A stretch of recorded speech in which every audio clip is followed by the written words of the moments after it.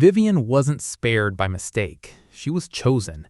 And the real question is, why her? Because in a world like The Handmaid's Tale, nobody survived by accident.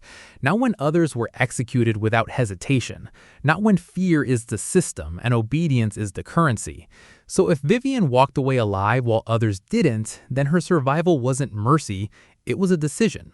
And that decision might completely change how we understand her transformation into Aunt Vidala. At first glance, it looks simple. Vivian begged, she showed fear, she wanted to live. But that's exactly what makes this situation disturbing, because in Gilead, fear doesn't save you, it exposes you. It makes you weak, unpredictable, and disposable. And yet somehow she survived, while others who may have stood silent, composed, even faithful, were executed on the spot. That contradiction is where the real mystery begins, because it forces us to ask a much darker question. Was Vivian spared because of who she was, or because of what she could become? Now here's where things get uncomfortable. Imagine being there. You're surrounded. Armed men are deciding who lives and who dies based on standards you don't even fully understand. There's no logic, no fairness, just judgment. And beside you is someone you know, someone like Aunt Lydia, facing the exact same fate. Vivian begged Lydia not to pull the trigger. But let's be honest, if their roles were reversed, would Vivian have done the same? Would she have hesitated? Or would survival have forced her hand? That's the kind of moral collapse Gilead creates. It doesn't turn people into monsters overnight. It puts them in situations where becoming one feels like the only way to live.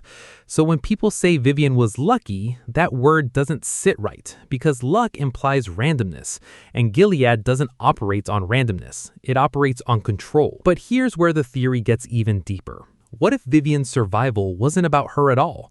What if it was about creating a psychological experiment?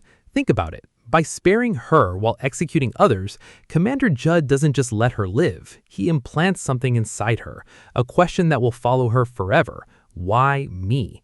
And that question is more powerful than any punishment. Because if Vivian believes she survived due to some hidden virtue, some unseen worthiness, then she becomes loyal. She starts to believe in the system. But if she suspects it was arbitrary, if she feels like her life was decided by chance, then that creates instability, and Gilead cannot afford instability.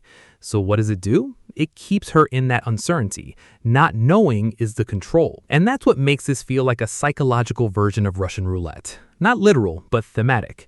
Survival is unpredictable, and that unpredictability forces obedience. Because when you don't understand the rules, you stop questioning them. You just follow. Now, fast forward to who Vivian becomes. Aunt Vidala.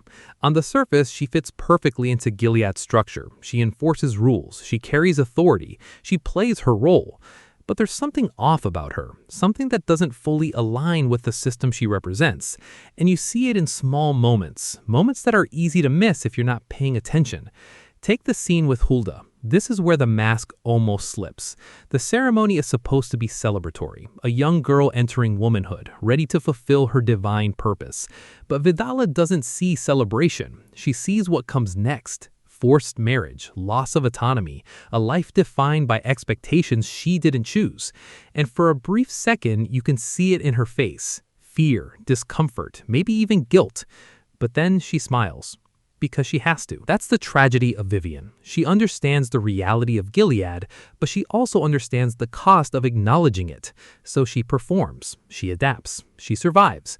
But survival in her case doesn't look like strength, it looks like suppression. And this is where her relationship with Lydia becomes crucial, because these two women aren't just colleagues, they share a past. Before Gilead, they were teachers, they lived normal lives, they existed in a world where choices mattered. And then everything collapsed. The Sons of Jacob coup didn't just take power, it redefined identity. It forced people to become versions of themselves they never imagined. Picture that moment again. Armed men entering the school. Chaos, fear, separation. People being judged and executed based on beliefs. Lydia stays composed. She observes, calculates, adapts. Vivian reacts emotionally. She pleads, she fears, she hopes. And in that moment, they begin to diverge. Then Vivian disappears. Lydia assumes she's dead, and that assumption matters because it shapes Lydia's mindset moving forward. It reinforces the idea that survival requires detachment, that caring too much is dangerous, that hesitation gets you killed. So Lydia evolves, she hardens, she becomes someone who can function within Gilead. But then Vivian comes back, alive. And not just alive, positioned within the system itself. That changes everything. Because now Lydia is forced to confront something uncomfortable.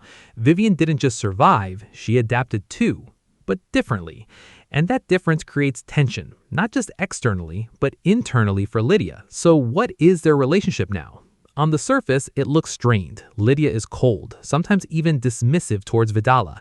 There's an edge to her behavior that feels almost hostile. And it's easy to interpret that as rivalry. Maybe Vidala wants power. Maybe she envies Lydia's position. Maybe she's positioning herself as a potential replacement. But that explanation is too simple. Because in Gilead, personal connections are dangerous. If anyone suspects that Lydia and Vidala share a past, it becomes a vulnerability. And vulnerability in Gilead is a death sentence. So what if that tension is intentional? What if it's a performance designed to create distance, to protect both of them from suspicion? Or, and this is where it gets darker, what if it's not an act at all? What if Lydia genuinely resents Vivian? Because think about it. Lydia had to make impossible choices. She had to sacrifice parts of herself to survive. And now she sees Vivian, someone who went through the same system, but still shows traces of empathy, still reacts, still feels. And that could be threatening, because it forces Lydia to question herself, to wonder if she could have been different. And in a system like Gilead, self-doubt is dangerous. So instead of confronting it, she suppresses it. And that suppression comes out as coldness towards Vidala. Then there's the unresolved past between them, that moment where Lydia may have had to pull the trigger, or at least face the possibility of it. That kind of experience doesn't disappear. It lingers. It shapes how you see the person connected to it. Does Vidala hold a grudge? It's possible. Even if she understands the situation, understanding doesn't erase emotion. And in Gilead, those emotions don't get processed, they get buried. But buried emotions don't stay buried forever. They resurface in subtle ways, in reactions, in choices. And that's what makes their dynamic so unstable. It's built on shared trauma, unspoken history, and a constant need to perform roles that may not reflect who they truly are. Now, let's come back to the central question. Why was Vivian spared? There are only two real possibilities. The first is that it was arbitrary, a random decision meant to reinforce the unpredictability of Gilead. If that's true, then Vivian's entire identity as Aunt Vidala is built on a false sense of meaning. She wasn't chosen, she wasn't special, she was simply not selected for death. And that realization, if it ever fully hits her, could break her. Because it means everything she's done, every rule she's enforced, every belief she's adopted wasn't rooted in purpose, it was rooted in survival. And the second possibility is that it was intentional, that someone saw potential in her. Not goodness, but usefulness. Someone who could be shaped, controlled, molded into an asset for the system. And if that's true, then her survival wasn't mercy, it was recruitment. Either way, the result is the same. Vivian lives with uncertainty, and that uncertainty is what keeps her aligned with Gilead, because as long as she doesn't know the truth, she can't fully question it. But here's where things start to shift, because the more we see of Aunt Vidala, the more those cracks become visible. Her reaction to Hulda, her tension with Lydia, the subtle discomfort in her expressions, these aren't random, they're signals. Signals that she hasn't fully become what Gilead wants her to be. And that's dangerous. Not just for her, but for the system itself. Because Gilead isn't threatened by rebellion from the outside. It's built to crush that. What it can't easily control is doubt from within. And Vivian represents that doubt. She's not openly defiant, she's not rebelling, but she's thinking, she's feeling, and that's where change begins. So the real story here isn't just about why Vivian was spared, it's about what happens next. Because if she starts to question her survival, if she begins to see it not as a blessing, but as manipulation, then everything she's built her identity on starts to collapse.